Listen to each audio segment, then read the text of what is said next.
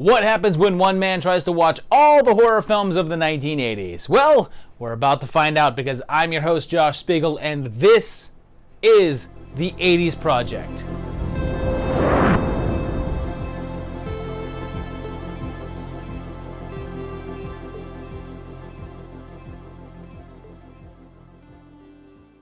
Welcome back to the 80s Project, where we're covering all the horror films of the 1980s. This episode, even though it's still fairly early into the number of episodes of 1982, we're all the way into the ending of summer now. So things are pretty heavily balanced onto the ending of the year here. And in this particular episode, we're going to go someplace that, I think that we've been dreading. We're going to Amityville. This block begins on August 23rd with a little more obscure release, and we're talking about Mongrel. We have a young man moving into a boarding house in a new town, and there's also a guy named Woody that runs the place, and I know it's a little hard to tell because he has hair, but this is Horace freaking Pinker. And this was actually Mitch Pileggi's very first role, and man, right off the bat, he's having fun. Now, if you'll pardon me, I'd better get back to my office and check my ticker tape machine. The tenants are pretty peculiar, and there's a dog on the premises that barks at everyone. And Ike likes to recreate famous war battles, and very timid Jerry. One day, one of the guys decides to taunt the dog by dangling meat in front of him, so the pupper attacks him, causing Woody to shoot him. There's a resident named Sharon that's the object of several of their affections, but she only has eyes for Ken. But then, a prank gone wrong sees Ken getting electrocuted. And shortly after, Jerry starts to see a ghost dog on the premises. Soon, though, the tenants are all being attacked and killed by what seems to be a large angry dog that tears them to shreds while it growls. When the police come to investigate, the building's owner shows up and it's classic actor Aldo Ray. But is there a killer dog on the loose? Or something more? Something unexpected? Well, I don't know about unexpected because as a mystery, it's pretty damn easy to figure out precisely what the deal with this one is. And this was both written and directed by Robert Burns, and this was the only feature film that he would handle. But this guy is a bona fide horror legend. He's most known as an art director and production designer, and yeah, you know the whole bone decor thing going on with the Texas Chainsaw Massacre? That was him. He would then go on to do art design for such heavy-hitting films as The Hills Have Eyes, Tourist Trap, The Howling, and Reanimator. Sadly, he was diagnosed with terminal kidney cancer in 2004, and rather go through the pain of the disease, he took his own life. Mongrel was likely his only feature film since it didn't really garner much attention, only playing in small theaters before eventually being released to VHS. And this one earns itself 2.5 tapes from me. It sets up some interesting stuff and fun characters, but never really pays off and just gets way too predictable.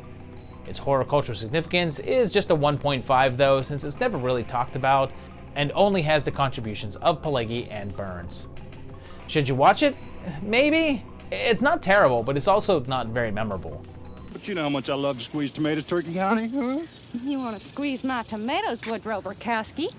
You better remember the name is Turquoise.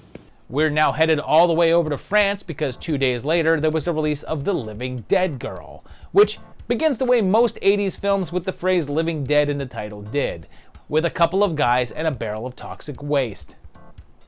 They're trying to find a place to dump it and wheel it into an underground crypt. There they discover the coffin of a dead woman who is said to have died a while ago but is still perfectly preserved, and they engage in a little grave robbing. A sudden earthquake spills the barrels, and some gets on the girl, restoring her to life as she kills the two of the dudes, while the other gets a little toxic shock.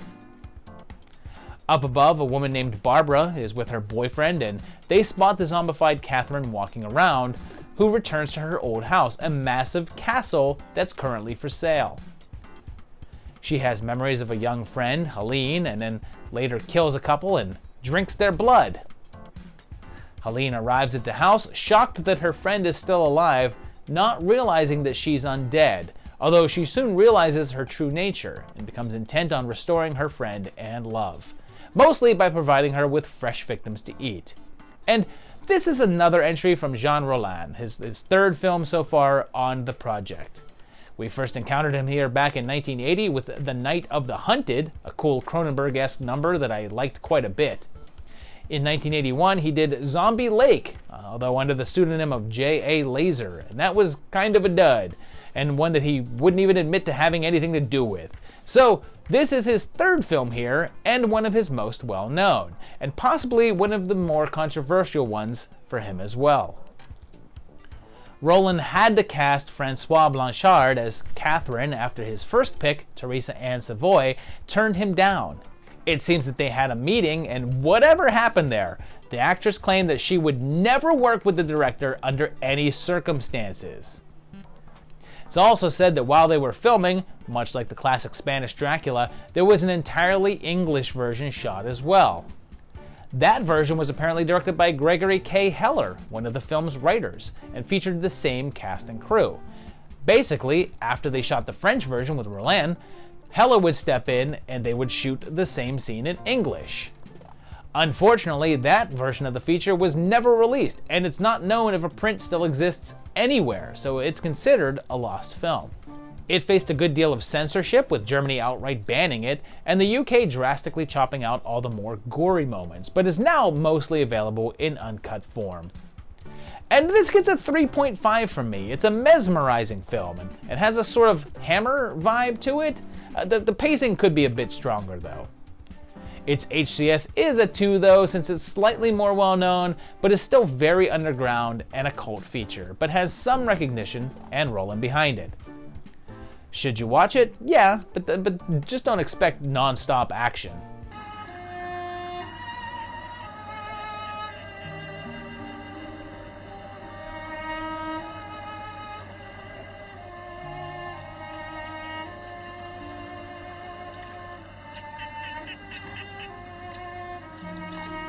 Our next entry came on August 27th, although it did get a small release in Canada in 81, so this could easily have gone into the 81 episodes instead of here, but it's The Incubus. It begins with a young couple camping by a lake, and at night, something attacks them.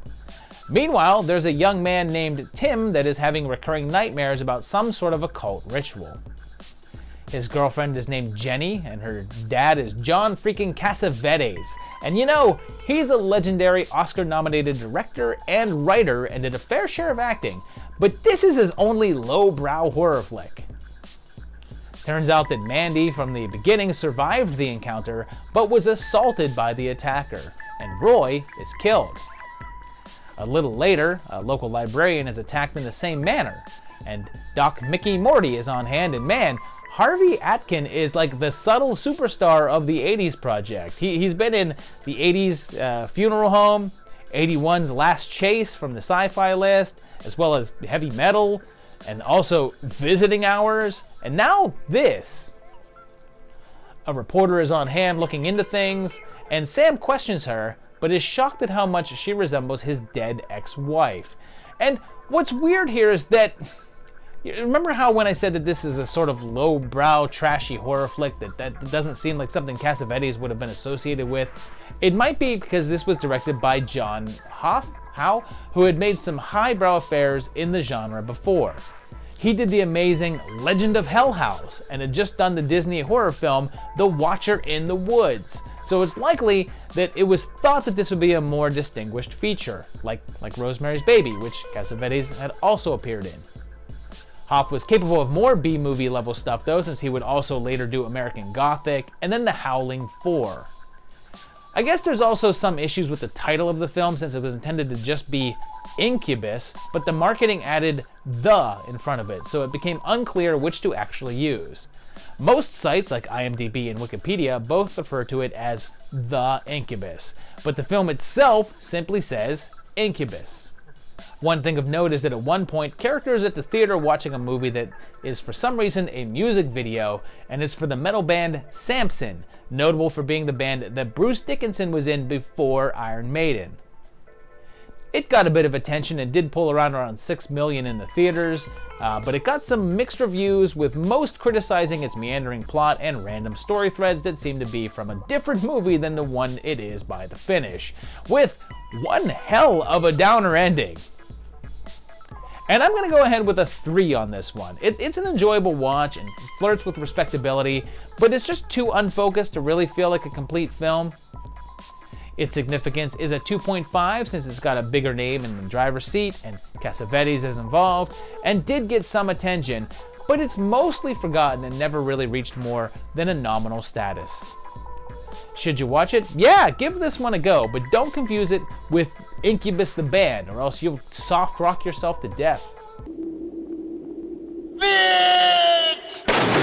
A little bit ago, we had a living dead girl, but now we have more zombies, and even though the release date is a little sketchy, it looks like this was out at some point in Germany in September, and it's Mansion of the Living Dead. This one has 4 women headed out on a vacation together for a fun resort, but when they get there, it turns out that no one is around. There's just a creepy guy at the counter, and even though no one's there, he says all the rooms are booked.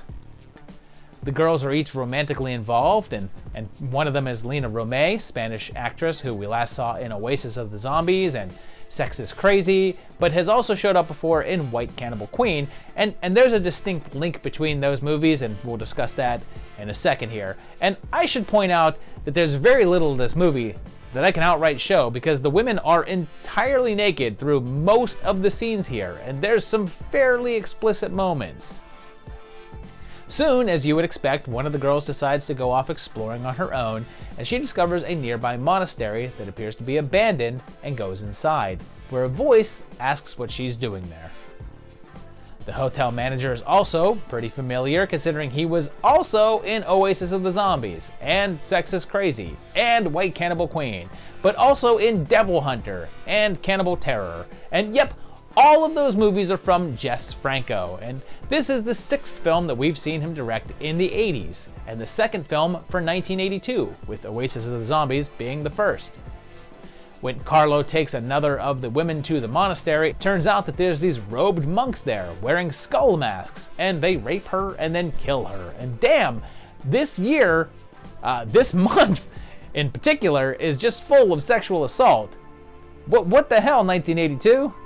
The zombie monks probably look a bit on the familiar side since they strongly resemble the Templar Knights from the Blind Dead series, although this isn't connected whatsoever, and Franco claims it was not a source of inspiration, and in fact, the film was intended as a free-form meditation on themes derived from the works of Gustavo Adolfo Bécquer, a poet and novelist, although with no real knowledge of him, I'm going to say his poems are about women walking around a lot with no clothing on.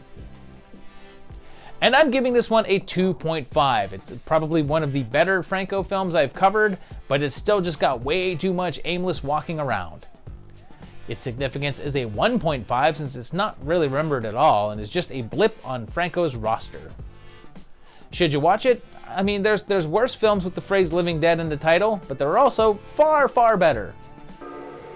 Espérame aquí, junto al lugar donde Irina nos maldijo en la hoguera, convirtiéndonos en almas en pena, al servicio de Satanás. Cierra los ojos, amor mío. Let's go back to America now, and we're on our first film of September with a set release date because on the 3rd, we've got Double Exposure, which starts with a police sting operation gone wrong. We then find out through a series of news articles that the police have been unable to solve a series of killings in the LA area, and Adrian here is seeing a therapist who is also Max Fisher's dad. And he also meets Mindy, who basically just badgers her aggressively until she agrees to a date with him, something I can assure you will not work in real life. And his brother is a race car driver, but his name's not Jerry, so chill out, Primus. Sheriff Bart is here, but he's the chief of police, pretty ticked off that his team is bungling the search for the killer, and Adrian is a fashion photographer, but whoops, he's also the killer and drowns a model. But wait, that's just a dream. Or is it? Sally Kirkland shows up in a small role as a doomed hooker, and there's another cameo by Victoria Jackson before she went absolutely out of her mind, and Kathy Shower, who's a little hard to notice here since she's covered in mud. It was actually the first role for both Shower and Jackson, as small as the parts are. And it's then a sort of descent into madness for Adrian, but it's also sort of a mystery since it's portrayed in a way that you're never really sure if he's the one doing the killings. And this was directed by William Byron Hillman, who also wrote the script. And he used to be an actor who switched into directing, but only did a handful of pictures. But one of them was a 1974 film called The Photographer.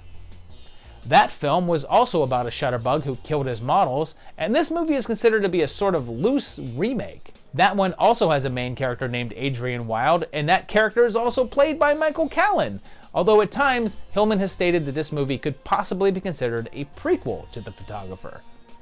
The original concept was to use the footage from the original film as sort of flashbacks in this one, but rights issues prevented that, and new scenarios were instead created. Callan has stated that the budget was around $1 million and that the studio basically dumped the film after a handful of bad reviews, although it's eventually worked up a small following through cable runs and video. And I'm going with a 3 on this one. It's a nice psychological themed slasher with some pretty cool stuff going on, but it's a bit of a mess with an ending that is both incredibly predictable as well as making absolutely no sense at all. Its significance is just a 2 since it's pretty unknown, but it does feature quite a few decently known names, with some of them being their first works. Should you watch it? Yeah, I mean, give this at least a single exposure.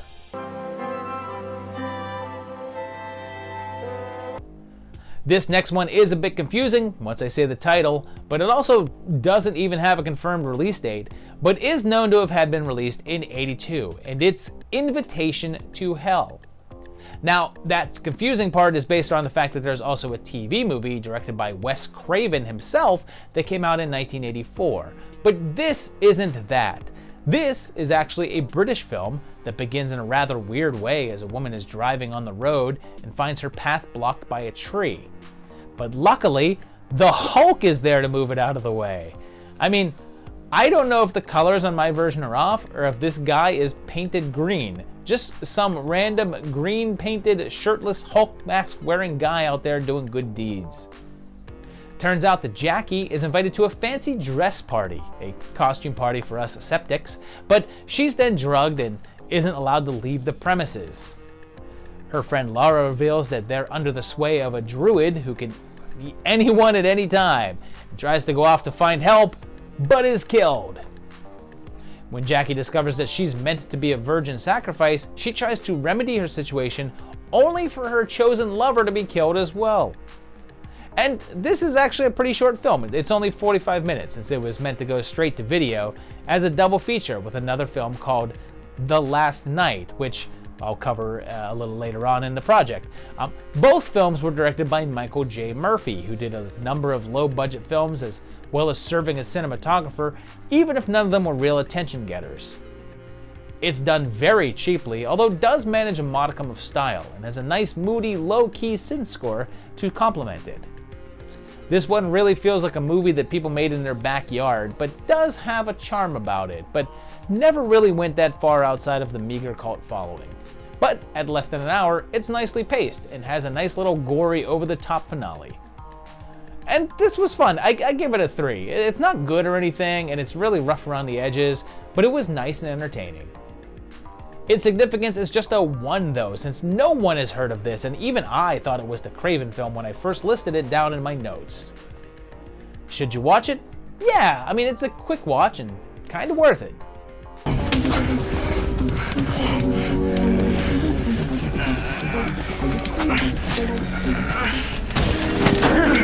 Here's another one with no known release date, and it just has a general release of sometime in 1982, and it's the Spanish film Los Ritos Sexual Ex del Diablo, but it's also known over here as Black Candles, but apparently also Hot Fantasies. It starts with a man being killed by a voodoo doll, and then his sister Carol travels to England. She stays with her sister-in-law, who has a bunch of witchcraft paraphernalia in her house, and the sex begins right away. But it also seems like Fiona is responsible for her brother's death. Things get tense between the two women as Carol reveals a letter that seemed to indicate that Drew was concerned for his life, and it seemed like everyone in the manor is part of a coven, getting ready to perform some sort of ritual. And that ritual involves sex, of course, but with a goat. all the things that I've had on the 80s project so far. I guess eventually I had to get the goat sex. There's quite a bit of sex, actually, to the point that this feels more like a softcore Cinemax movie than it does a horror film. And that's because it's by the Spanish exploitation director José Ramón Larraz, and his entire filmography is rich with sauciness, with his most known entry being the classic lesbian vampire tale, Vampires with a Y. We've already covered one of his films with the 1980 film Estigma, and we'll encounter him again later on, as he did a couple of American-made horror films under the pseudonym of Joseph Bronstein. This film also featured the Bronstein name, and he doesn't seem all that proud of this particular piece of work. He's quoted as saying that none of the players had any acting ability, so he did the only thing that he could do: get them into bed and have them have sex. It's not just known for the nudity and goat stuff though, since there's also a moment in which a gentleman threatens to turn the cult into the police and ends up with a sword being placed where the sun don't shine, which is an odd way to refer to someone's butt. I mean, sure, the sun doesn't shine in your butt, but it also doesn't shine like inside your ears or up in your nasal cavities. I mean, it doesn't shine on your heart, but no one is like, he had a heart attack where the sun don't shine. And this is a 1.5 from me, and the half is for the atmosphere, which is pretty nice. It's just really dull, and when the director himself doesn't want to talk about it, you know it's not a winner. Its significance is just a 1.5 as well, since it's got a minor cult following, but it's still pretty obscure and not talked about. Should you watch it? I'd keep these candles unlit.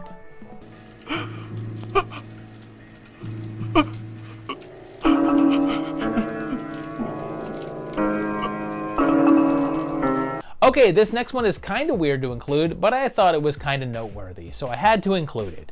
And it's the video release on September 12th of Sweeney Todd, the Demon Barber of Fleet Street.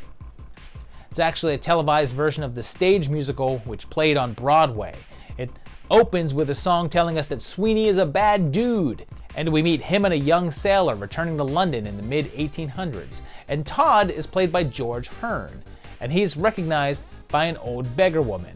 And he says that at one time he was ostracized by a corrupted judge that wanted his wife. He runs across Jessica Fletcher, who is running a meat pie shop, but is hurting for customers. She tells the story of the barber who used to live there who was sent away, and of course, it's Todd himself. And she reveals that his wife was lured away by the judge and raped, and she killed herself. The judge has taken on his daughter as his own, so Sweeney swears vengeance. And here's where things take a turn and make this one belong on this list. When a con man who remembers his old identity tries to blackmail him, Todd kills him, and he and Mrs. Lovett decide to go into business together to kill those who deserve to die and use their bodies to make her meat pies.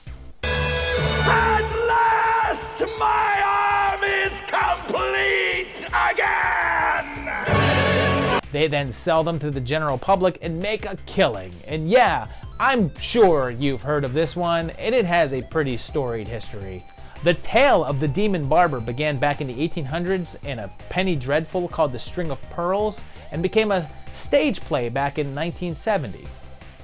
Stephen Sondheim himself, the king of musicals, stepped in to adapt it into this Broadway musical, which opened in New York in 1979, and won the Best Musical Tony for that year, and ran in several revivals over the year both on and off Broadway. And then, of course, there was the film adaptation in 2007 by Tim Burton, which won an Oscar, and was nominated for a couple more. But this version, the original version, this is the original filmed musical version. Keep in mind, at this point, the musical was only a couple of years old, and this production was handled by Terry Hughes, and he was deep into filming live versions of stage shows at this point, and in the same year directed part of the very popular Monty Python at the Hollywood Bowl special. This special was from the national tour and filmed in Los Angeles, so it doesn't really feature the original cast. Only a handful of the Broadway players are present here, including Lansbury, and she won a Tony for the stage role, but the actor Tony went to Len Cariou for his role in the show, but isn't featured here since he did not go on the tour.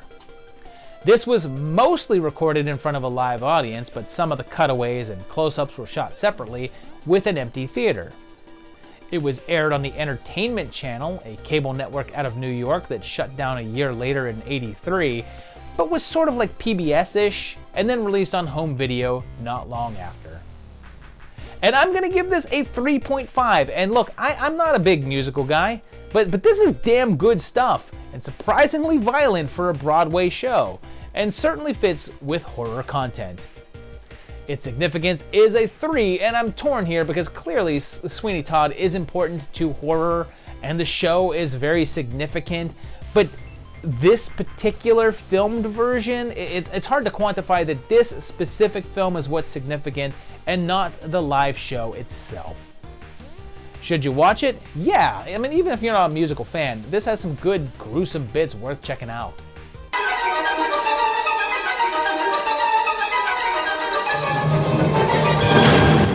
This next one could technically be in '83 because it was released in the US of February of 1983, but it came out first in the UK, arriving there on September 30th.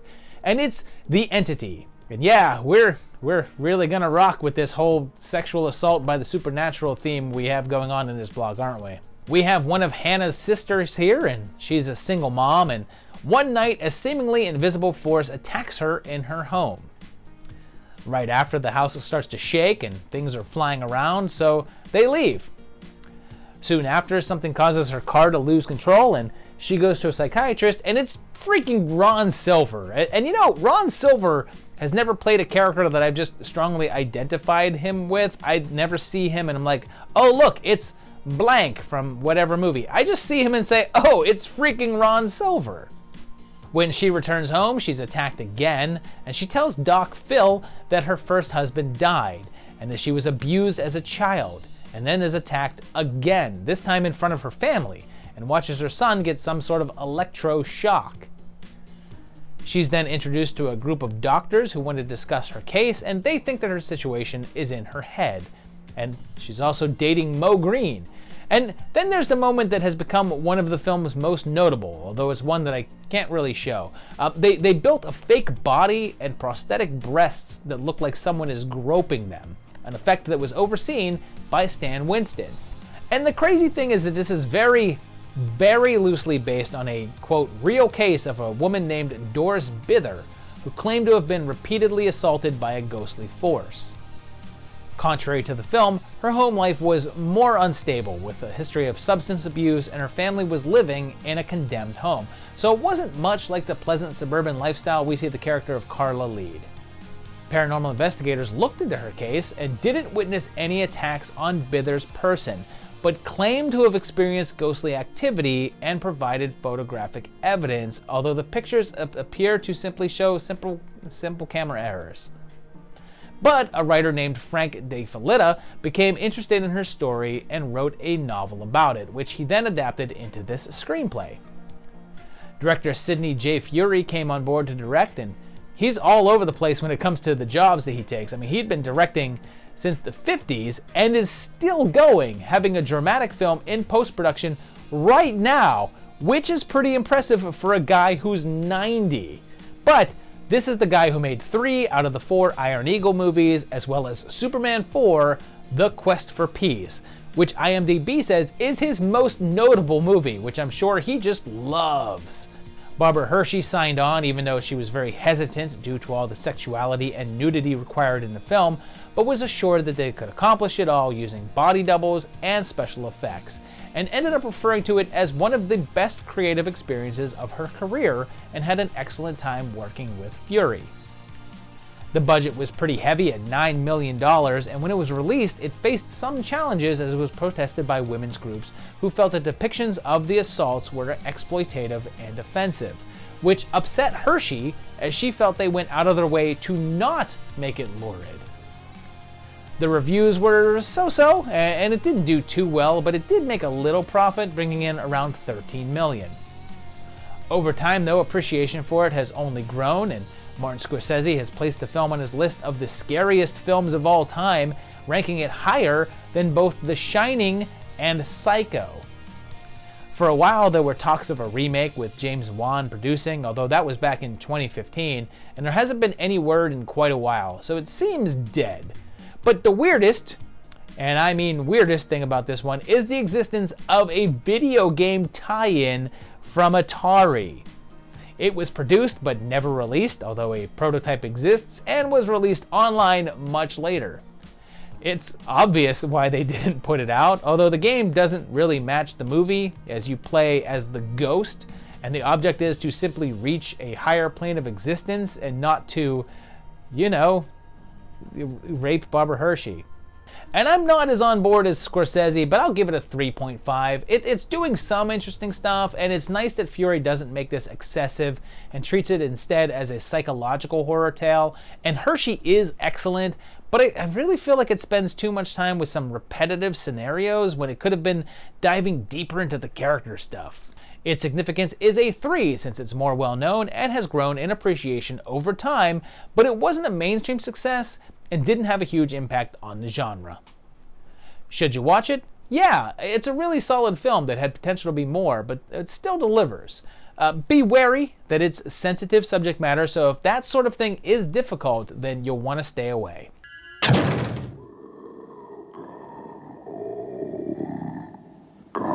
We end this block in one of my most scarring of places, Amityville, because on September 24th, Amityville 2: The Possession arrives. And if I'm going to have to deal with Amityville, I'm super glad it's this one. It starts with that house, that familiar house, with those familiar windows, and it's for sale again. It's bought by a new family, the Montellis, and the dad is Polly, while his daughter is a French foreign exchange student, and he also has a son named Sonny. And here's the thing right off the bat, this is meant to be a prequel. The posters promoted it as such, saying that this is the story of the family before the Lutzes bought the house. However, it's clear that the details have been changed from the true story, since the name is changed from DeFeo to Montelli. But right away, the cars are modern and not makes from the early 70s, when this would have to have had take place if it were pre-Lutz. The family spots weird stuff right away with bloody sinks, and Bro and Sis have a certain, we'll call it Folgers ad chemistry. Things start to get tense really quickly as Dad's abusive streak increases, and then there's this scene which is just confusing. First off, Sonny has a Walkman on, and those were released in 1979, well after the Lutzes fled the house, making it pretty tough for this to be a prequel. But then, the demonic entity possesses the entire house, but needs to spy on the kid using a mirror? Why does it need to do this? Can it only see through the mirror? What the hell? Weirdness intensifies like really quickly, and eventually the evil in the house targets Sonny, and we get treated to some solid transformation style effects, and then that leads into one of the movie's more notorious bits, the incestuous love affair between Sonny and Patricia. This was based on the rumored, but never really confirmed relationship between Ronnie DeFeo and his sister Dawn, and originally the scene went far further. There were shots of a more graphic sex scene that were ultimately edited out, along with the scene in which Papa Montelli rapes Dolores, although footage of either of those scenes appears to be lost. Look for an appearance by the scary German guy, and the director of this film is Damiano Damiani, who had a long-running career in Italy with writing and directing, and eventually moved over to American films, and most of his work was in crime films, and he didn't have much horror experience. The graphic sex stuff was his suggestion since he really wanted to push the buttons of the audience here, although test audiences thought it all went a little too far, leading to the removal. There was a lot of contention before the cameras even rolled though, since George Lutz wanted the movie to be based on the book The Amityville Horror Part 2, which continued the story of the family. Dino De Laurentiis, however, wanted to go a different direction and make a prequel based on a different book called Murder in Amityville by Hans Holzer. Lutz sued the company over this, but eventually lost, and the only thing that came out of it was a small disclaimer on the film's poster saying that the film had no affiliation with George and Kathy Lutz. The other jarring bit is the rather abrupt and jarring shift in the final act when it stops telling the mostly true story of the DeFeo murders and shifts into a bald-faced exorcist clone.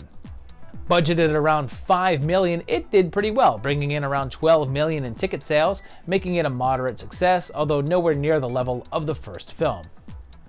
The reviews were good though, with a number of critics stating that it was superior to the original and enjoyed the increase in effects and spooky shenanigans. Of course, a third film would then follow, and then no less than 45 more movies, all bearing the Amityville name. Very, very few of these would have anything to do with this storyline, and interestingly, when the initial murders were referred to in later entries, the family name would be reverted to the DeFeos, which again brings into question whether this is a sequel or prequel. And this is the Amityville that I really dig. This gets a 4 from me because it's way more what I want to see from the whole story than the first one was, and you get some solid effects to go with it. Its significance is also a 4 since it's widely known, although not quite as much as the first one, but it's generally thought to be the better film. Should you watch it? I have a feeling you were on board as soon as I said the word Amityville. You're dead! You're dead! You scared me! You're dead! Oh, it's like a movie! Don't worry! So there you have it, the movies of August and September of 1982. My favorite of this block is clearly Amityville 2. I know I make fun of the series quite a lot, but this is my favorite of the entire franchise. I enjoy it. I enjoy it immensely. Let me know which of these was your favorite down below. There was a lot of good stuff in this block, so let me know what your favorite one was in the comments. Hit the like button, subscribe if you enjoy it, and also go to my Patreon page at patreon.com/movietimelines, and you can help support this channel and this project and keep it going. I'd appreciate that. And yeah, there's still several more months to go within 1982 and quite a few more episodes right here on the 80s Project.